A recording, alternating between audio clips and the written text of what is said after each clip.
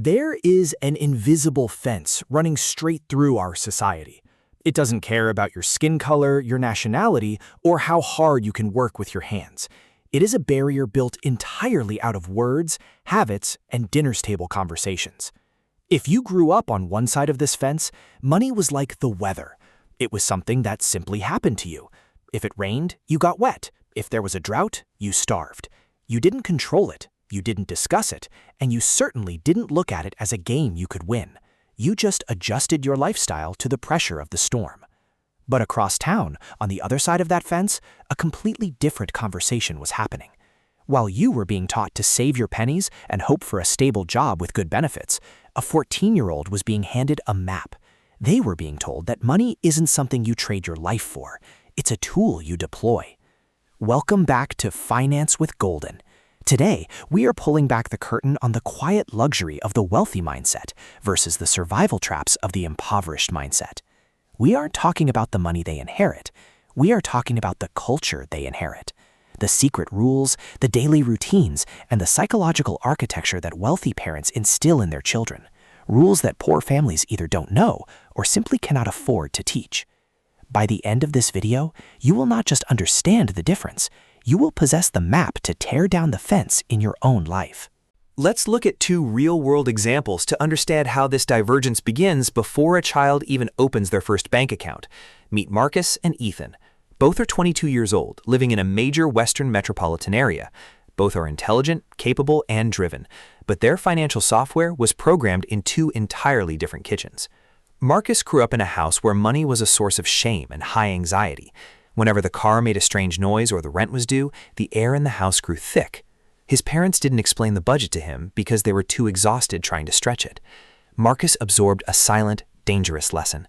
Money is volatile, dangerous, and scarce. When you get it, you must spend it on comfort before it disappears. Meanwhile, Ethan grew up at a dining table where money was discussed with clinical neutrality. His parents didn't brag about their wealth, they analyzed it. What was the return on that property? Why did that business venture fail? How should we structure this next investment? To Ethan, money was never an emotional trigger.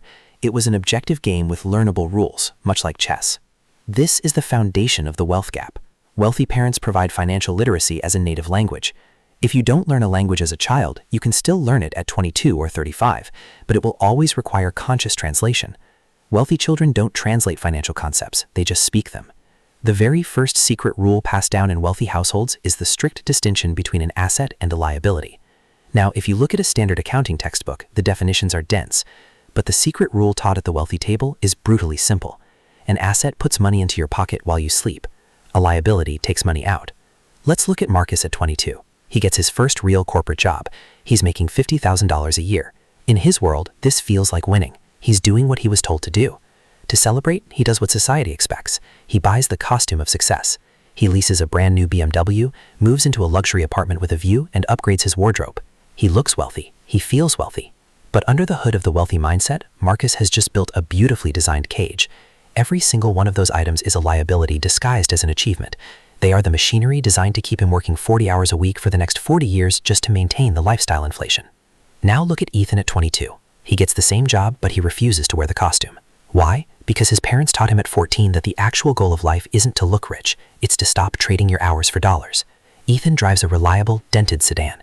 He lives with 2 roommates. He takes his surplus income and aggressively buys his first asset, whether it's a fractional share in an index fund, an automated digital asset, or a piece of real estate. Wealthy parents teach their children to buy assets before they buy liabilities. Poor and middle-class parents unaware of this rule teach their children to hoard liabilities under the mistaken belief that they are assets. In the modern world, the wealth gap is no longer just about your bank account, it's about your brain chemistry. There is a terrifying new variable that wealthy parents are ruthlessly managing, while families with limited means are falling victim to it: the dopamine trap. Have you ever wondered why the tech executives of Silicon Valley, the multimillionaires and billionaires who design smartphones and social media algorithms, send their own children to low-tech schools where screens are banned? They know a secret that the rest of the world ignores. Attention is the ultimate currency. In working-class environments, children are often left to the mercy of the digital ecosystem.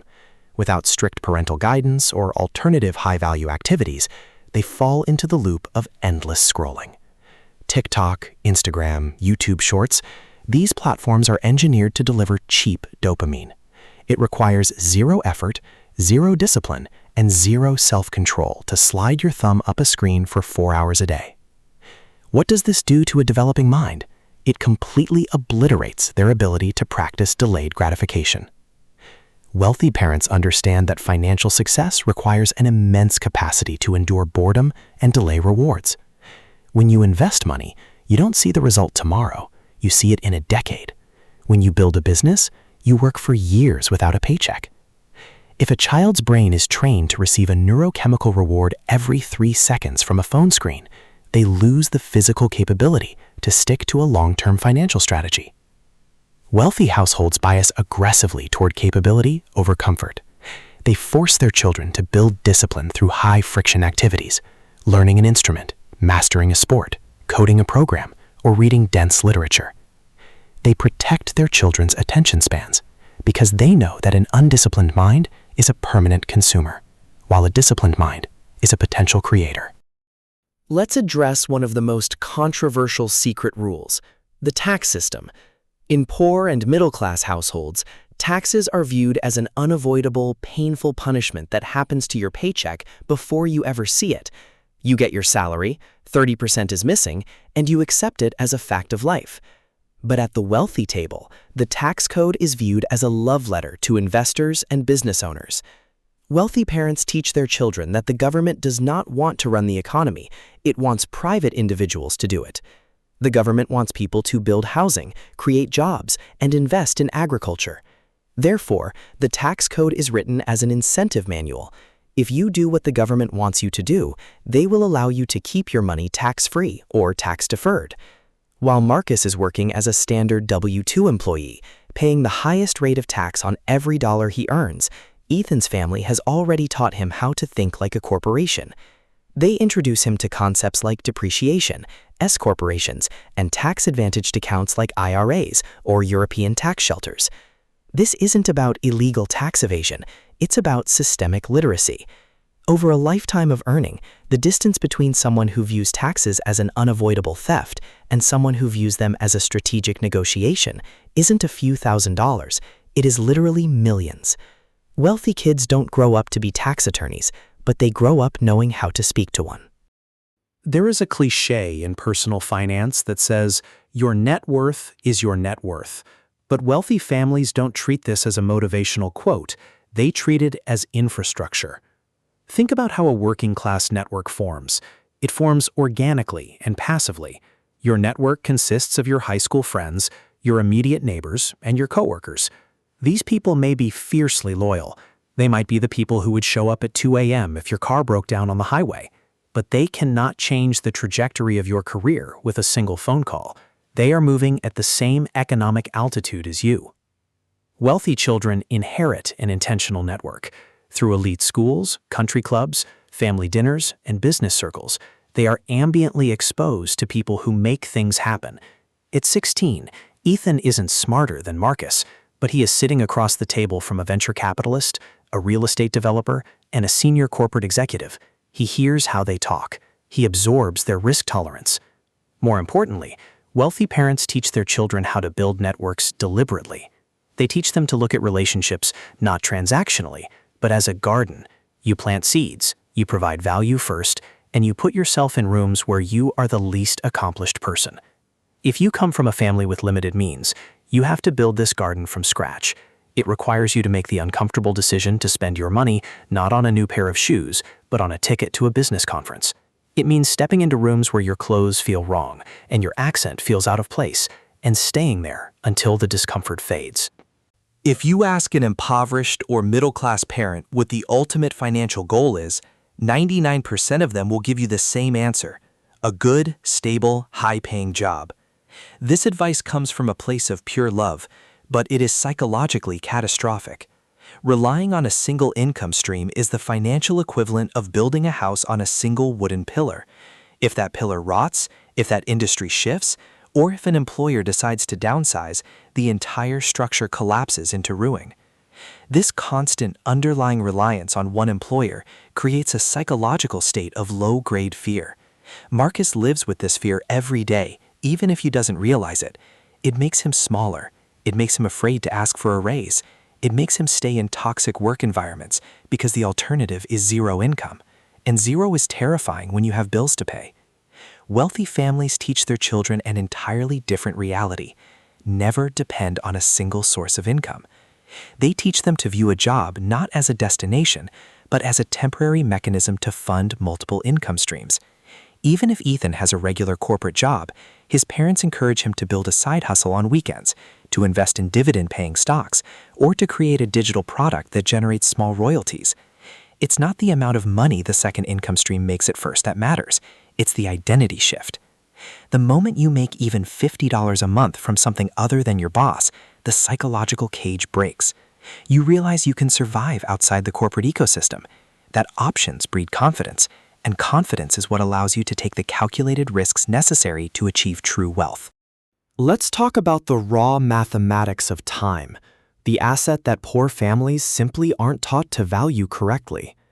In working-class environments, investing is seen as a luxury for people who have extra money. The common phrase is, "I'll start investing when I'm making more money or when my life settles down." But waiting for the perfect conditions is a multi-million-dollar trap. Look at the numbers. If you invest $500 a month starting at age 22, assuming an average market return of 10%, by the time you turn 62, you will have approximately $2.9 million. Now, let's say you wait just 10 years. You don't start at 22. You wait until 32 because you wanted to enjoy your 20s or because no one told you the rules.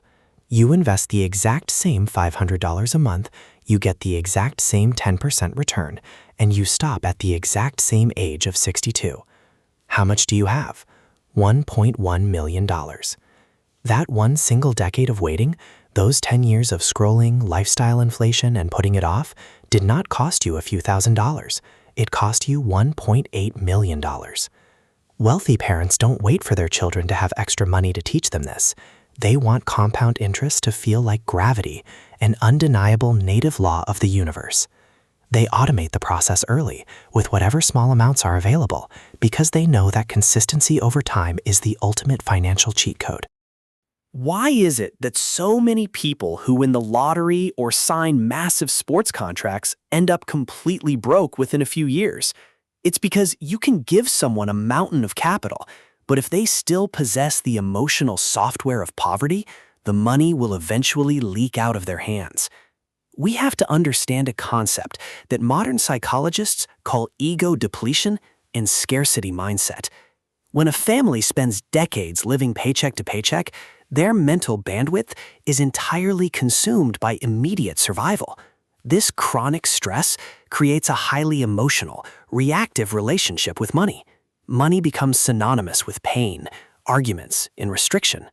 When children grow up in this environment, they carry that emotional trauma into adulthood. They develop an avoidant relationship with money. They avoid looking at their bank statements because the numbers cause anxiety. Or conversely, the moment they get a large influx of cash, they feel an uncontrollable urge to spend it immediately because their subconscious mind believes that if they don't spend it now, an emergency will come along and take it away anyway. Wealthy parents teach their children to have a completely clean, objective relationship with money. Money is not a measure of your moral worth. It is not an emotional band-aid for your insecurities. It is simply data. To break this cycle, you must become your own parent. You have to consciously unlearn the financial trauma of your childhood. You have to stop tracking your spending as a form of self-punishment and start tracking it as clean, clinical data. You have to heal the fear of looking at your balance because wealth held in an anxious grip always tends to melt away. If you found this information at 22, 25, or even 35, you might feel a sudden wave of anger. You might look back at your childhood and think, why didn't anyone sit me down and tell me this? Why did I have to waste years of my life figuring this out on my own? Do not blame your parents. They couldn't give you a map they didn't possess. They loved you, they protected you, and they gave you the instincts to survive. But survival and building an empire are two different skill sets. The fact that you are watching this video means you have found the map. The 8-year or 10-year head start that the wealthy child had across town, it doesn't matter anymore, because you possess something they often lack: the hunger. When you combine a clear, strategic map with the raw, unyielding hunger of someone who knows what it feels like to struggle, you become completely unstoppable. From this day forward, every choice you make is an update to your internal software. Every time you choose an asset over a liability, every time you choose to build a skill instead of scrolling through cheap entertainment, you are tearing down that invisible fence. You are rewriting the culture of your family tree. And years from now, your own children will sit at your dining table. They will listen to you talk about investments, assets, and leverage as if it is the easiest, most natural thing in the world. They will look up at a sky with absolutely no ceiling, and they will aim for it without ever asking for permission, because you were the one who had the courage to stop scrolling, learn the rules, and open the sky for them. Thank you for watching Finance with Golden. Secure your asset column, protect your time, and we will see you in the next video.